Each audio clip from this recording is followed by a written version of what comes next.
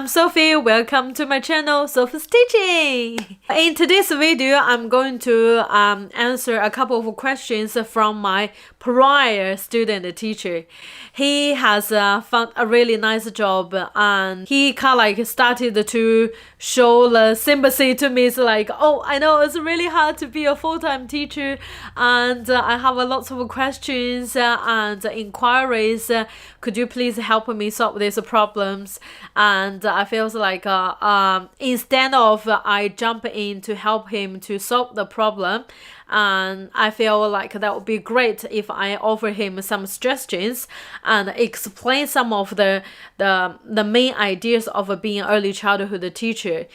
So now let's have a look at his first question. He said, how to support the children with special needs, especially those children with special needs, but also with a really challenging and unexpected behaviors. How should we support them?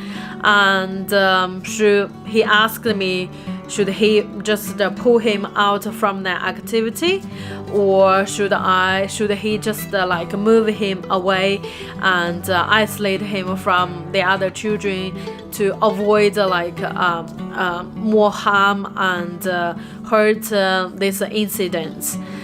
From my point of view, I would like to suggest to him to, instead of solving the problem, I suggest to him to build up a really positive relationship with these children or one kid with special needs.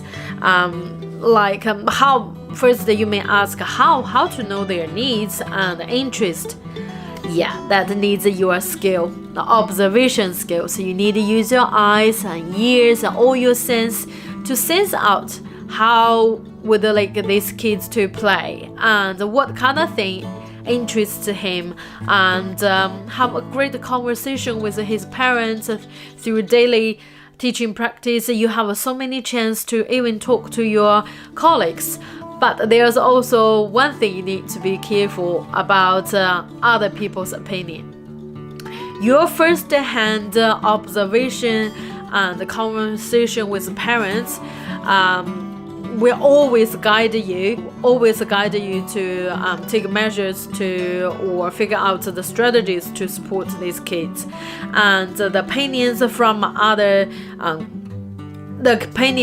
your colleague and the team, you need to be more careful about that, because you are really new to him, or you are really new to this kid.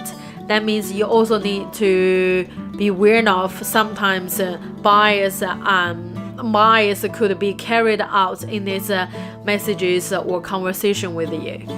And I believe no matter children with special needs or with a challenging behavior, even the kids and transit newly to your classroom, that's going to be the same thing.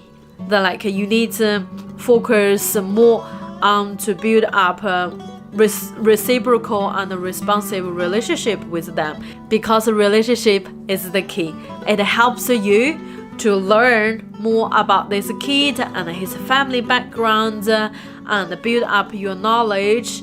And with this solid foundation of with this solid information you collected, and then you can start to make a policy and even share a plan with parents and with colleagues about how would you like to support this kid, right? And now you may ask, Sophie, how to build out a relationship with other people? Yeah, to answer this question, how about you think about how have you built up a relationship with your friend? And you may see you spend a lot of time with your friend, right? And it goes to the same thing. That will be the same thing goes to the children. So you need that every day, no matter it's a circle time or the other eating time, you care for him. And sometimes need hand-on hands experience. If he doesn't know how to wash hands, that's fine. You should always make sure you use a nice calm voice, not really sharp and pitch and really lecturing voice. And also make sure you are at children's level, not always I'm under control the things. not in this way, right? And be respectful. Remember, you are going to respect these kids as competent learners and confident learners. And hands-on experience, and even stand by and get ready to support this child when he or she is in need of you. So that I know it sounds really complicated, right? It sounds like lots of details, but that's the essence. That's the core of our teaching. We are facilitating, we are kind of like guiding these children or child to walk forwards, but also be around them, get ready to offer any support.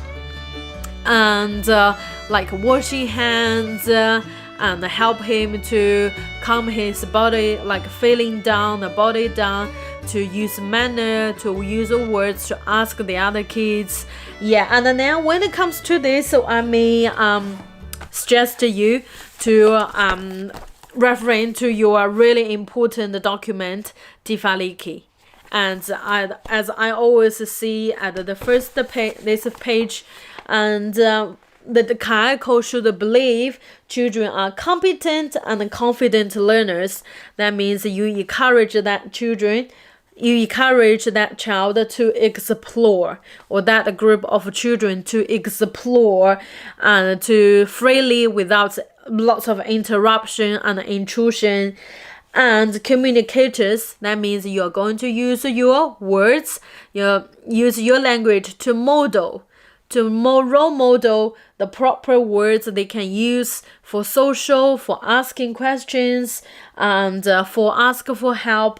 And you may say, how about the children who can't speak? That's fine, and they can still use their finger to point, sign language, right? And the eye contact. If you are really sensitive to these children's cues, they can communicate their needs with you without language. And with the time, of course, with guidance and over time, they will become really capable of speaking up for themselves, right? And then they're healthy in mind and body and spirits. And for children who see with global development, and help them to walk properly, and help them to move confidently around beside the other children is also really important part, right? For you to build up a relationship with that child or group of children. So secure in their sense of belonging. That means they feel there are expected and predictable routines in each day, and familiar resources in the classroom, and also really stable relationship with teachers, and with even sometimes a cook, or even with their favorite peers. This all helps to enhance their sense of belonging with you, with this room, and even with this center. So, and also in the knowledge that they make a valued contribution to society. Yes, and even you want to see make a contribution to society is a little bit bigger for me now, or for this child. At least they can make a contribution to your circle time, to your eating time, by leading Kalikia for you guys, or even make a choice of books. So let's see, Johnny, which book would you like us to read today? Would you like me to read for you today?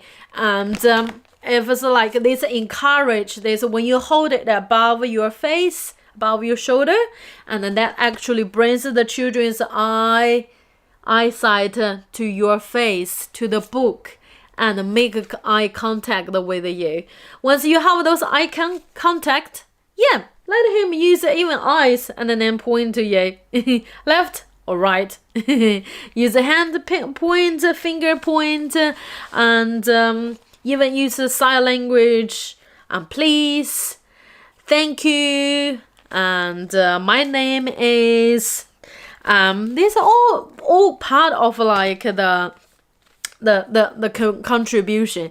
You start the most important, I think the most important thing for you at this moment is like start from the details, really small things, trivial things, to slowly move up to a little bit bigger on the daily basis, and move to a little bit bigger over time. So that means you make improvement, a tiny improvement on the daily basis with a certain period of time, and this growing and the development and the learning all gonna show up. And then that's the time you're gonna harvest the really great learning of these children, and harvest the kind of like get the praise and encouragement from your leader, from your manager, and get recognition from your team workers. So yeah, this is all takes time, but you also need to have the I can do attitude, and I will do. I will commit myself to provide the children with and like the other document, you have the code, the standards, to guide you to provide certain things for children, and then make sure no one will be left out. So let's now go back to the building relationship part. So like the coin you put in your saver, and one day they will get a big amount of. Actually, after explaining all the things, I would like to suggest to you to read some books or literatures about how to support children with special needs.